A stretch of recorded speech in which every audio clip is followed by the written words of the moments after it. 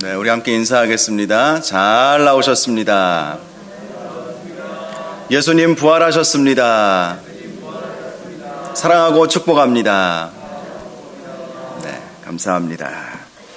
어떤 신학자는 인류의 역사상 가장 큰 세 가지 사건이 있다, 이런 말을 했습니다. 첫째는 하나님께서 이 세상에 내려오셨다라는 것입니다.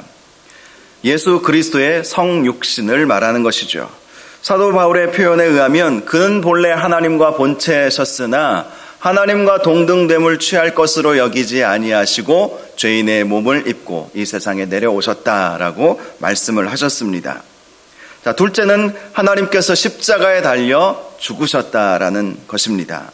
그 십자가의 죽으심은 우리를 살리시기 위한 공의로운 죽으심이었으며 최고의 희생을 보여주신 죽음이었던 것입니다. 셋째는 예수 그리스도께서 부활하셨다라는 사실입니다. 이 부활로 말미암아 교회가 태동된 것이고 예수 믿는 성도들은 죽음을 두려워하지 않고 부활의 증인이 될 수 있었던 것입니다. 바로 이것이 이 인류의 역사상 가장 큰 세 가지 획기적인 사건이다라는 것이죠. 하나님의 아들 예수 그리스도께서 이 세상에 오신 것, 그분이 십자가에 달려 돌아가신 것, 그리고 그분이 사흘 만에 다시 살아나신 것. 놀라운 이 역사 가운데 임하신 하나님을 찬양합니다. 하나님의 놀라운 은혜로 또 부활의 능력으로 저와 여러분이 예수 그리스도의 참된 증인이 된 줄 믿으시기를 주님의 이름으로 축복합니다. 제가 설교를 준비하면서 예전에 나온 책이던데 제가 하나 발견한 책이 하나 있었습니다. 나는 천국을 보았다라는 제목의 책입니다. 이 책은 하버드대 의대 교수인 이븐 알렉산더 교수가 쓴 책인데요. 이분은 이제 본래 듀크 대학교에서 의학 박사 학위를 받고 버지니아 대학교에서 뇌 기능 매핑을 연구한 학자이신데요. 과학학술지에 150여 편이 넘는 논문들과 국제의학 컨퍼런스에서 200회 이상 연구를 발표하면서 뇌와 의식 작용에 관한 뛰어난 업적을 남긴 세계적인 뇌의학 권위자이기도 하고 신경외과 전문 의사입니다. 그는 어느 날 갑자기 급성 뇌염 질병이라고 하는 갑자기 이 일을 당하게 되었어요. 이 질병 때문에 뇌 손상을 입고 혼수 상태에 빠지게 되었다고 합니다.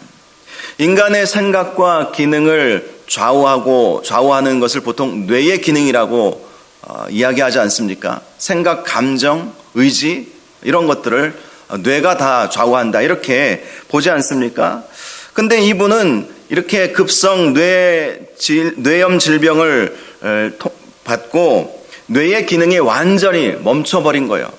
우리가 보통 이것을 뇌사 상태에 빠졌다 이렇게 말하지 않습니까? 당시 그를 진료하던 의사들은 그가 더 이상 살아날 가망이 없다 이렇게 판단을 내리고 사망 선고와 함께 그의 심장을 뛰게 했던 그 생명 연장선들, 호흡기들을 다 이제 떼려고 했었습니다. 그런데 뇌사 상태에 빠진 7일 만에 이분이 기적적으로 의식을 회복하게 되었던 것입니다. 그런데 더 놀라운 것은요, 이분이 의식을 회복한 이후에 자기가 죽음 가운데 있었을 때에 천국에 다녀왔다. 이렇게 그가 증언을 하게 되었다라는 것입니다. 그가 혼수 상태에 빠졌을 때 갑자기 강한 광선이 자기에게 들어왔었고 천국에 가서 먼저 돌아가신 부모님을 만나고 처음에는 자기 어떤 아가씨와 손을 잡고 걸어가는 그런 것을 본 거예요. 느낌을. 그리고 이제 아버지, 어머니를 만났는데 자기가 왜 이 여인과 손을 잡고 있는지 몰라서 아버지, 어머니에게 물어봤대요. 내가 누구하고 지금 손을 잡고 있는 거죠? 그랬더니 아버지, 어머니가 하는 말씀이 네가 태어나기 전에 먼저 죽은 내 누나란다. 그렇게 알려주었다는 거예요. 자기는 전혀 몰랐던 것이죠. 나중에 가서야 이제 알게 되었던 것인데요. 이렇게 천국에서 부모님 만나고 누나를 만나는 그 일을 하고 잠에서 깨어나게 되었던 것입니다. 그는 본래 뇌를 연구했던 학자였기 때문에 인간이 경험하는 환상 이런 것들은 뇌가 스트레스를 받아서 나오는 그러한 현상이다. 가끔 환상을 보았다라고 하는 사람들이 나타나지 않습니까? 이것은 인간의 뇌가 아주 큰 어떤 자극이나 스트레스를 받아서 나오는 그러한 현상이다. 그렇게 생각을 했었습니다. 그리고 뇌가 죽으면 인간의 의식은 다 사라진다. 생각하는 것, 감정, 느끼는 이런 모든 것들은 다 뇌가 주는 기능이기 때문에 뇌가 살아있기 때문에 그런 걸 느낀다라는 것이죠. 그래서 뇌가 죽으면 그런 것들은 다 사라지게 된다. 그렇게 연구하고 발표하고 그렇게 믿고 있었습니다. 그런데 본인이 7일 동안 뇌가 죽어 있고 혼수 상태에 빠져 있고 그런 상황 속에서 의식적으로 누나와 또 부모님을 만나고 온 것이죠. 그러면서 그의 연구의 방향이 완전히 바뀌게 되었어요. 인간의 의식이라고 하는 것은 뇌와 관련이 없다. 물론 뇌의 기능을 통해서 인간이 어떤 것을 의식할 수도 있겠지만 이 의식이라고 하는 것은 뇌가 죽어도 사람들은 인지할 수 있고 느낄 수 있고 또 무엇인가 경험할 수가 있다는 것이죠.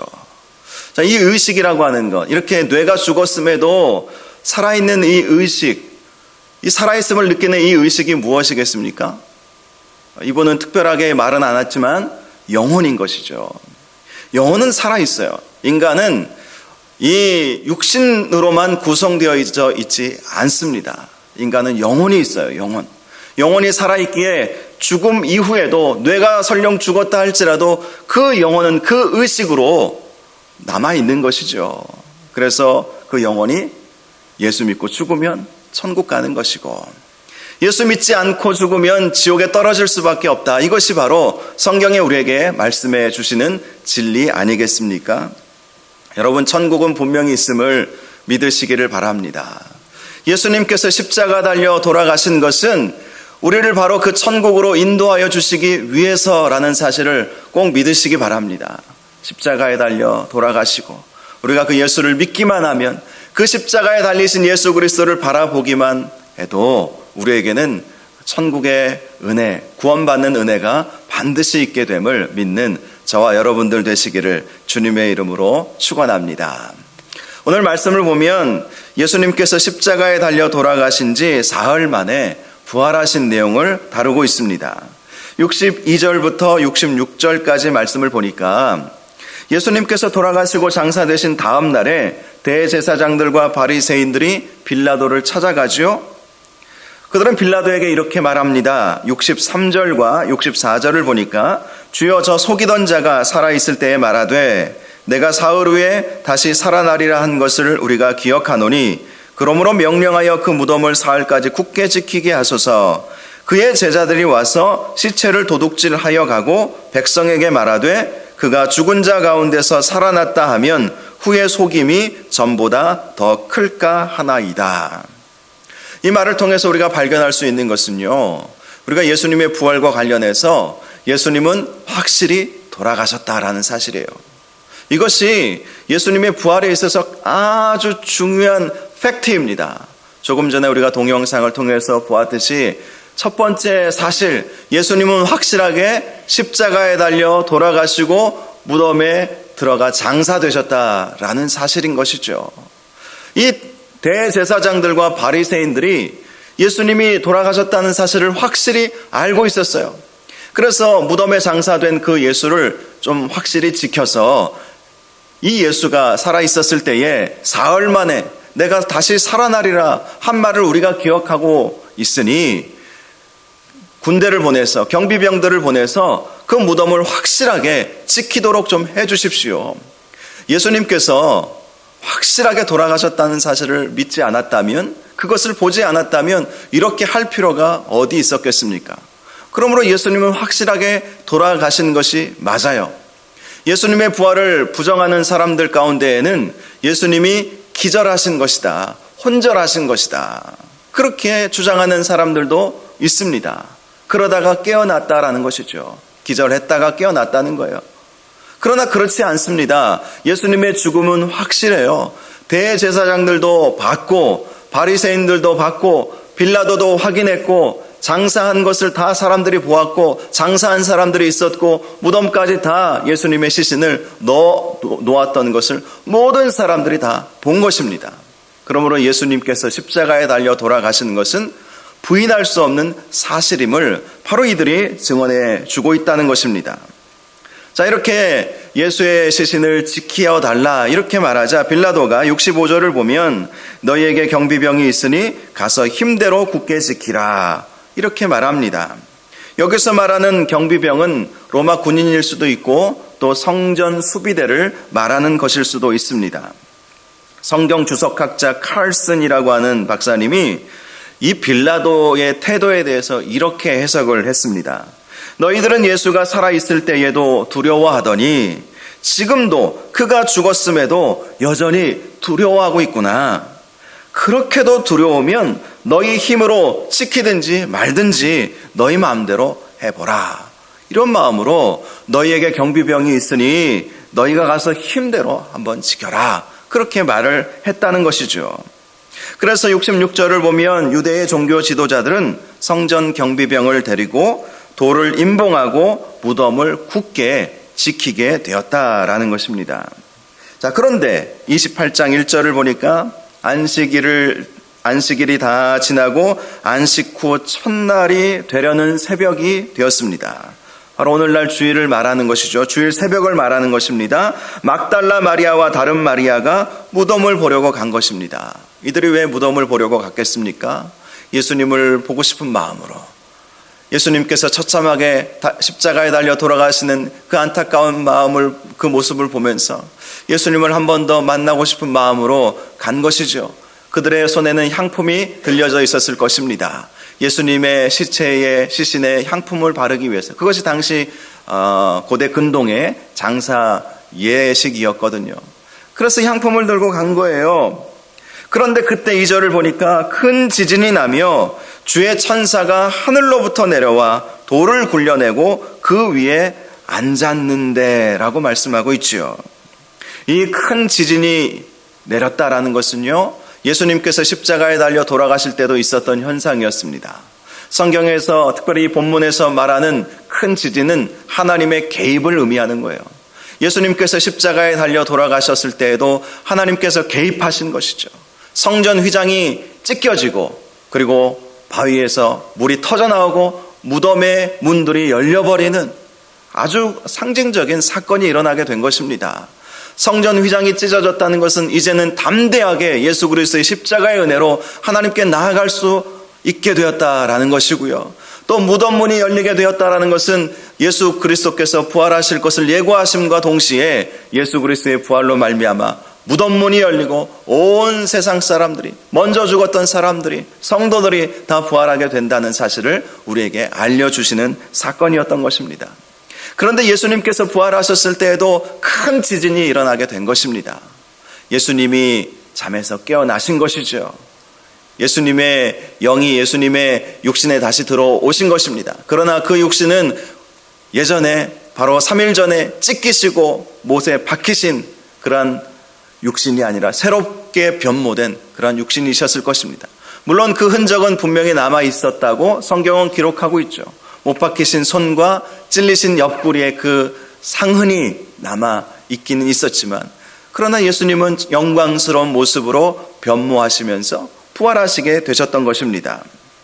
자, 이렇게 큰 지진이 나므로 이 무덤을 지키던 이 경비병들은 무서워하며 떨며 죽은 사람과 같이 되었다. 4절에 그렇게 말씀을 하고 있습니다.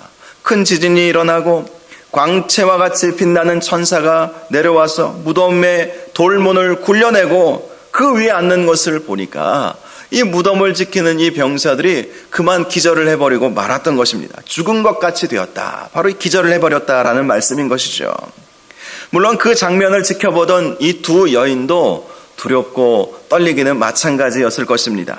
그러나 천사가 말해줍니다. 5절과 6절을 보면 천사가 여자들에게 말하여 이르되 너희는 무서워하지 말라. 십자가에 못 박히신 예수를 너희가 찾는 줄을 내가 아노라. 그가 여기 계시지 않고 그가 말씀하시던 대로 살아나셨느니라. 와서 그가 누우셨던 곳을 보라.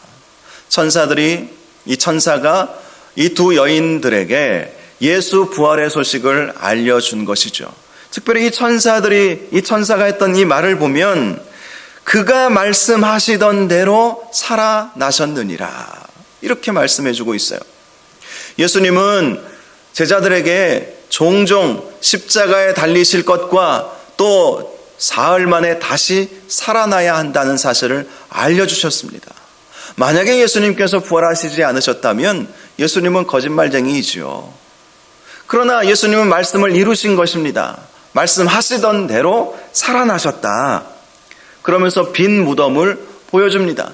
그가 누우셨던 곳을 보라. 빈 무덤. 이 빈 무덤도 부활의 증거인 것이죠. 예수님의 시체가 사라져버린 거예요. 자, 그렇다면 그 예수님의 시체가 어디로 간 것이겠습니까? 부활하셨기 때문에 그 자리에서 떠나신 것이죠. 예수님이 무덤 문을 박차고 일어나서 부활하신 예수님께서 그 무덤에서 더 이상 있으실 필요가 없으셨던 것입니다. 천사가 특별히 무덤을 지킨 이유는 이 부활의 소식을 알려주기 위해서였던 것이죠. 그래서 이 천사가 이 두 여인에게 말합니다. 7절을 보면 또 빨리 가서 그의 제자들에게 이르되 그가 죽은 자 가운데서 살아나셨고 너희보다 먼저 갈릴리로 가시나니 거기서 너희가 배우리라 하라. 보라, 내가 너희에게 일렀느니라 하거늘. 천사는 이 두 여인에게 예수 부활의 소식을 제자들에게 전하라. 너희들이 들은 빈 무덤, 너희들이 들은 부활 소식, 그리고 너희들이 본 빈 무덤에 대해 제자들에게 알려주라고 그렇게 말을 해준 것입니다. 그래서 8절을 보면 그 여자들이 무서움과 큰 기쁨으로 빨리 무덤을 떠나 제자들에게 알리려고 다름질할세라고 말씀합니다. 이들은 부활 소식을 듣고 무서움과 큰 기쁨을 가졌어요. 이 두 가지 감정은 서로 상반된 감정이지만 얼마든지 우리의 마음 가운데 있을 수 있는 감정 아니겠습니까? 두려움, 정말 예수님께서 부활하셨을까? 혹시 예수님의 시체를 다른 누군가가 가져간 것은 아닐까? 그러나 부활하셨다는 천사의 그 증언을 들으면서 그렇게 십자가에 처참하게 찢기시고 못 박히신 그 예수님, 바로 며칠 전에 그렇게 돌아가셨는데 우리가 사랑하던, 우리가 따르던 그 예수님이 살아나셨다는 그 소식을 듣고 기쁨이 충만하게 그들에게 임했던 것입니다. 자, 그런데 이제 장면이 바뀌죠. 9절과 10절을 보면 이 두 여인이 부활하신 예수님을 뛰어가다가 만나게 되는 장면을 보여줍니다. 예수께서 그들을 만나 이르시되 평안하냐 하시거늘 여자들이 나아가 그 발을 붙잡고 경배하니 이에 예수께서 이르시되 무서워하지 말라. 가서 내 형제들에게 갈릴리로 가라 하라. 거기서 나를 보리라 하시니라. 이 말씀을 보면 부활하신 예수님께서 가장 처음 만나주신 사람들이 이 두 여인, 막달라 마리아와 또 다른 마리아인 것을 볼 수가 있습니다. 왜 이들을 먼저 만나셨을까요? 이들은 예수 그리스도의 십자가 죽으심을 안타깝게 눈물로 슬퍼하던 사람들이었기 때문이지요. 그들을 위로하기 위해서, 그래서 평안하라 평안하라 이렇게 말씀을 하시는 것입니다. 눈물로 예수님의 그 십자가 죽으심을 안타까워하는 이 두 여인에게 주님은 찾아갔던 것입니다. 여러분, 오늘날에도 누가 예수님을 만날 수 있겠습니까?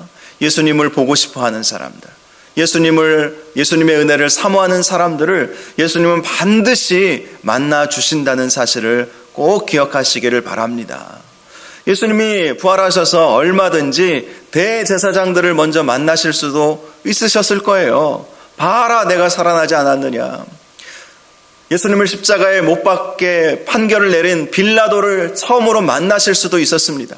네가 우유부단하는 그때에 네가 너의 그 우유부단함 때문에 나를 십자가에 죽게 했지만 보라, 내가 살아났느니라. 빌라도를 처음 만나실 수도 있었을 것입니다. 그런데 예수님을 반대하고 예수님을 십자가에 못 박았던 사람들을 먼저 만나신 것이 아니라 예수님 때문에 안타깝고 눈물을 흘리고 예수님을 사모하는 사람들을 먼저 만나 주셨다는 것입니다. 성경은 분명히 우리에게 말씀해주고 있습니다. 하나님을 찾으면 하나님께서 만나 주신다는 거예요. 안타까운 마음으로, 주님을 사모하는 마음으로 주님 앞에 나아갈 때에 우리 주님은 반드시 저와 여러분을 만나 주실 것입니다.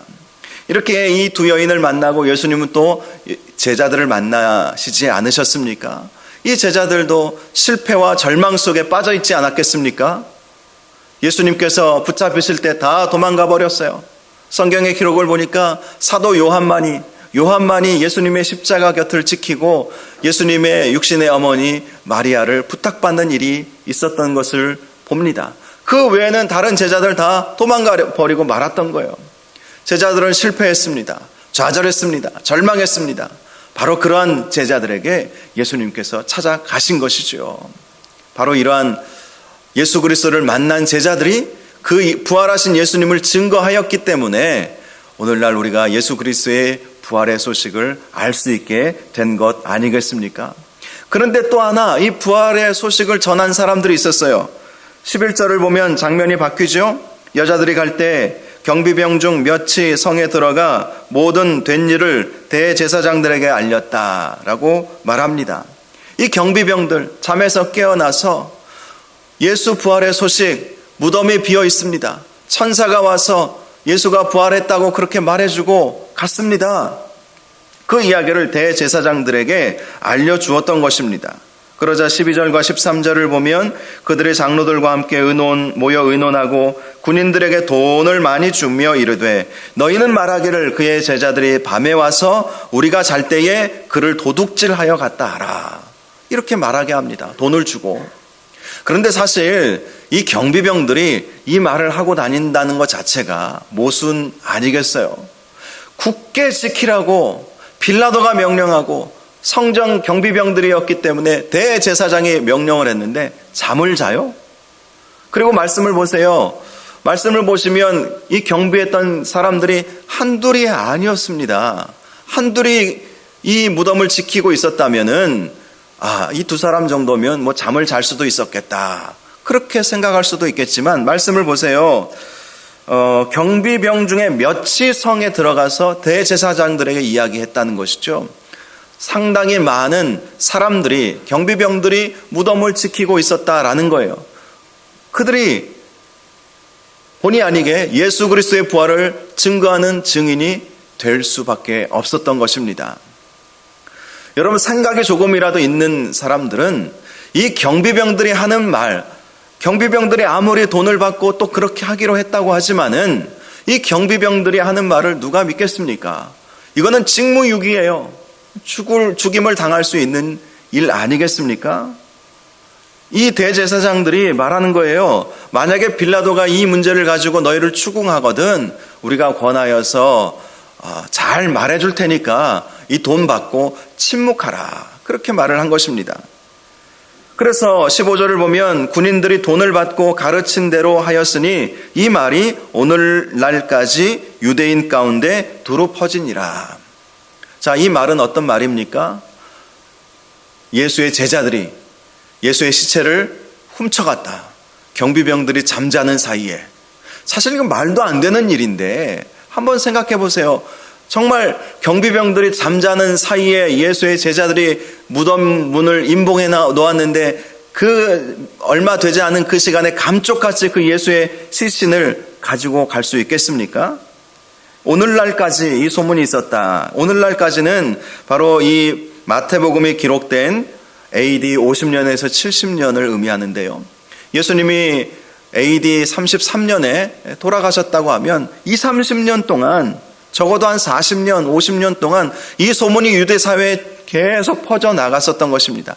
그런데 이것이 가짜라는 것은 그 어느 누구 하나도 예수 그리스도의 시체를 훔쳐갔다는 죄의 목으로 누구 하나 고소당한 사람들이 없었다는 거예요. 예수 그리스도의 그 시체를 누가 훔쳐갔다고 이렇게 이들이 주장을 한다면 그 예수 그리스도의 그 시체를 훔쳐간 그 사람들을 잡아들여야 하지 않겠습니까?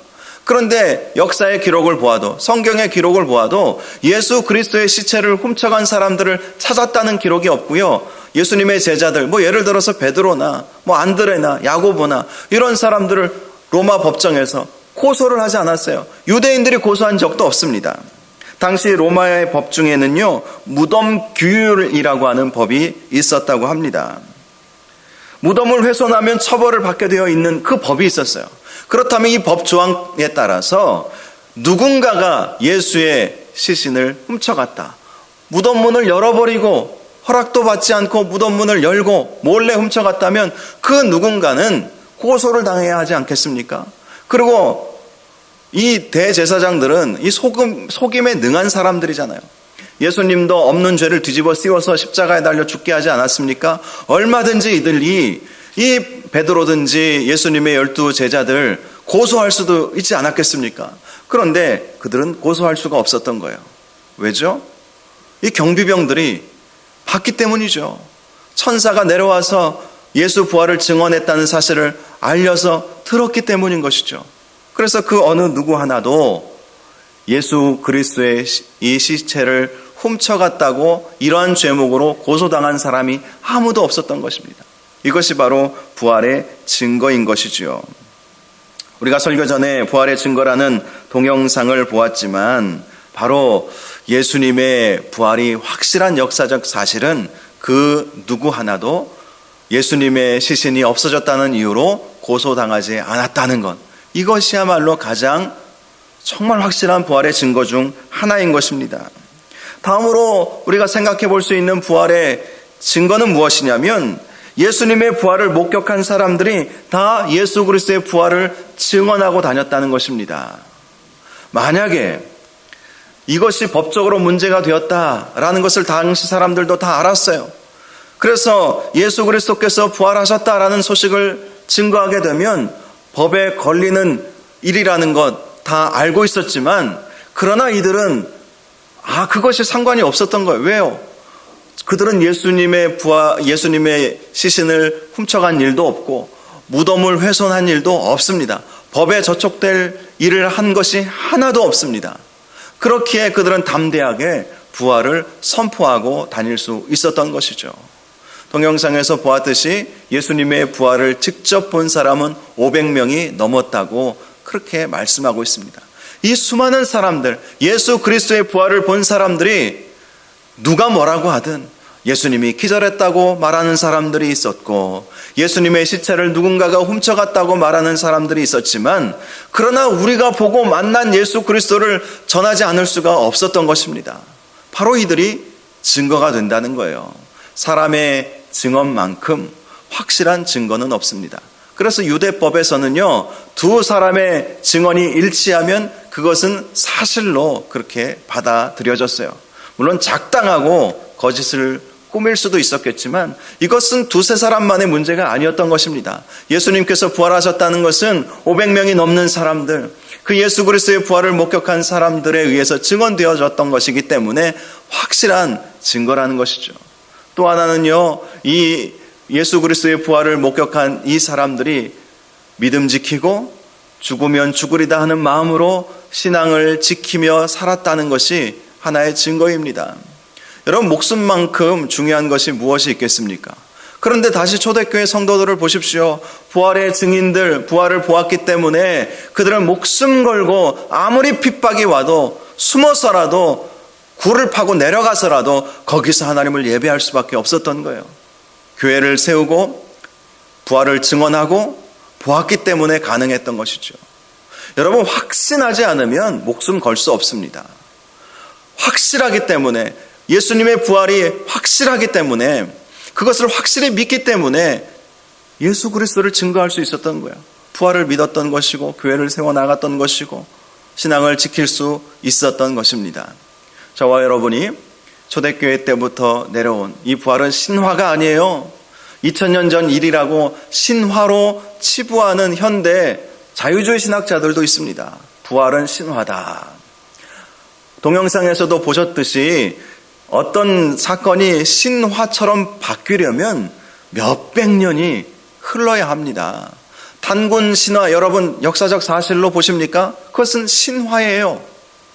물론 어떤 근거는 있었겠죠. 역사학자들이 말하는 곰을 섬기는 부족과 호랑이를 섬기는 부족의 사이에서 그 부족이 연합해서 한 나라가 만들어졌다. 그것이 이제 신화로 발전된 것이다. 그렇게 말을 하는데요. 예수님의 부활은 신화가 아닌 것이, 예수님의 부활 소식은요, 예수님이 십자가에 달려 돌아가시고 며칠 만에 퍼지게 된 거예요. 그러니 이거는 신화로 누군가 나중에 후대 사람이 만들어낸 일이 아니었던 것이죠. 예수님은 바로 부활하셨던 것이고, 그 부활하신 예수님께서 제자들에게 나타나신 것이고, 그 예수님을 본 사람들은 그 부활을 증언하며 예수 그리스도께서 다시 살아나셨다, 이것을 선포하며 나아갈 수 있게 되었던 것입니다. 저와 여러분도 부활 결코 의심하지 마시고 믿으시기를 바랍니다. 예수님이 부활하셨기 때문에 우리도 부활의 소망을 갖게 되었음을 믿으시기를 바랍니다. 특별히 예수님께서 부활하신 이유 중에 하나, 오늘 이 말씀 한 말씀만 드리고 말씀을 마치려고 하는데요, 예수님의 부활로 우리는 죽음을 승리의 관점으로 볼 수 있게 되었다는 사실입니다. 죽음은 패배가 아니에요. 많은 사람들이 죽음을 두려워하고 죽음을 절망이라고 생각을 하지만, 그러나 예수 그리스도의 부활을 믿는 성도들의 죽음은 승리라는 사실을 꼭 기억하시기를 바랍니다. 예수님의 부활로 인해서 우리는 결코 죽음을 두려워할 필요가 없게 되었다라는 거예요. 성도의 죽음은 패배가 아닙니다. 절망은 더더욱 아닙니다. 성도의 죽음은 완전한 하나님 나라의 삶의 시작점과도 같기 때문입니다. 비록 죽음의 과정이 힘들고 어려운 것은 사실이지만 죽음 너머에는 성도의 승리가 있음을 믿는 저와 여러분이 되시기를 바랍니다. 예수님이 부활하신 이유가 바로 거기에요. 고린도전서 15장 55절 말씀 보니까, 사망아 너의 승리가 어디 있느냐, 사망아 네가 쏘는 것이 어디 있느냐. 사망은 결코 승리할 수 없다는 것입니다. 왜죠? 예수님께서 부활하심으로 사망 권세를 이기셨기 때문인 것입니다. 사망아 네가 쏘는 것이 어디 있느냐. 사망은 예수 믿는 성도들을 쏠 수 없다는 것입니다. 해할 수 없다는 것입니다. 죽음을 승리하셨기 때문에, 성도들에게도 바로 이러한 죽음의 승리가 있기 때문에 사망은 결코 성도들을 쏠 수 없습니다. 화살처럼 쏠 수 없다는 것입니다. 57절에는 이렇게 말씀합니다. 우리 주 예수 그리스도로 말미암아 우리에게 승리를 주시는 하나님께 감사하노니. 죽음을 이기시고 죽음 너머의 승리를 우리에게 보여주신, 선포해 주신 그 예수님은 우리를 승리케 해주시는 주님이심을 믿으시기를 바랍니다. 부활은 우리에게 승리의 소식이에요. 죽음의 두려움 가운데 더 이상 머물지 말라는 주님의 메시지인 것입니다. 말씀을 마치겠습니다. 예수님의 부활이 없다면 아마 우리는 세상에서 가장 불쌍한 사람들이 되고 말 것입니다. 그동안 신앙생활하면서 시간 낭비한 것이 될 것이고요, 또 헌금도 많이 드리지 않았습니까? 돈도 다 낭비해버린 것이고요, 인생을 허비해버린 것입니다. 예수 그리스도의 부활이 없다면 지금까지 우리가 신앙생활한 것이 다 허무한 것이 되어버리고 만다는 거예요. 지금도 세상 사람들은 죽으면 인생 끝난다 생각합니다. 죽으면 인생이 끝납니까? 안 그렇다는 것이죠. 나는 천국을 다녀왔다는 그 어느 신경외과 박사의 말처럼, 그의 연구 발표처럼 의식이라고 하는 것, 우리 영혼은 의식을 갖고 있거든요. 뇌가 죽어도 의식은 살아있어요. 영혼이 살아있기 때문에 의식하는 것이죠. 여러분, 죽으면 끝이 아니에요. 의식조차도 사라진다면 죽음은 끝이겠죠. 세상 사람들이 그걸 모르기 때문에 요즘 이런 말이 있잖아요. 욜로족이라는 말 혹시 들어보셨습니까? 욜로, 전에도 제가 말씀드렸죠. You only live on, 거기에 앞글자를 따가지고 욜로, Y-O-L-O, 욜로. 이 욜로가 무슨 말인지 아십니까? 지금의 삶을 즐겨라. 죽음 이후를 바라보지 않기 때문에 지금의 삶을 즐겨라. 요즘 젊은 사람들 이 욜로, 심지어는요 욜로 크레딧 카드도 나왔어요. 신용카드도 욜로라는 이름으로 카드 들고 지금을 즐기라는 거겠죠. 긁으라는 거예요. 모아놔 봐요. 뭔 소용이 있느냐는 것이. 싸고 싸매어 갈 것도 아니고, 물론 우리가 싸매어 가는 것은 아니겠지만 지금을 즐겨라. 미래를 바라보지 못하게 만드는 이 세상의 사조인 것입니다.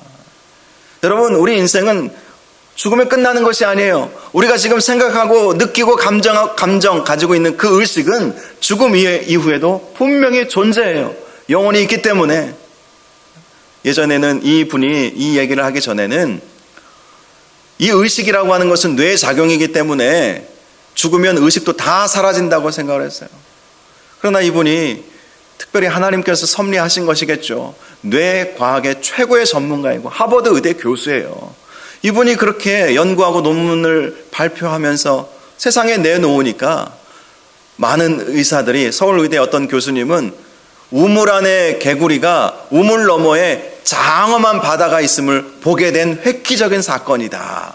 그분이 그렇게 이 책에 서평을 써놓았더라고요.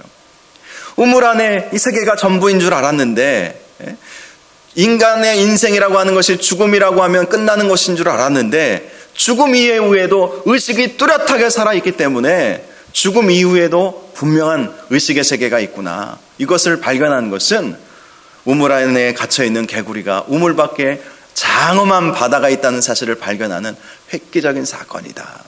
이거 과학적으로, 의학적으로 이걸 증명을 해낸 것입니다. 이것도 하나님의 섭리 아닐까 싶습니다. 부활은 확실히 있습니다.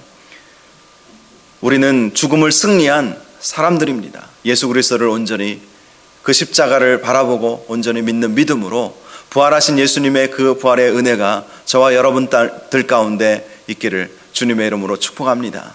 예수님 부활하셨습니다. 그 부활이 우리에게 소망이 된다는 사실을 꼭 기억하시는 저와 여러분들 다 되시기를 주님의 이름으로 축원합니다. 이 시간 우리 함께 찬양 부르기를 원합니다. 우리가 함께 부르실 찬양은 주가 보이신 생명의 길, 나 주님과 함께 라는 찬양입니다. 주님의 부활은 생명의 길을 우리에게 보여주신 것입니다. 우리 이 찬양 함께 찬양하고 잠시 기도하는 시간을 갖겠습니다.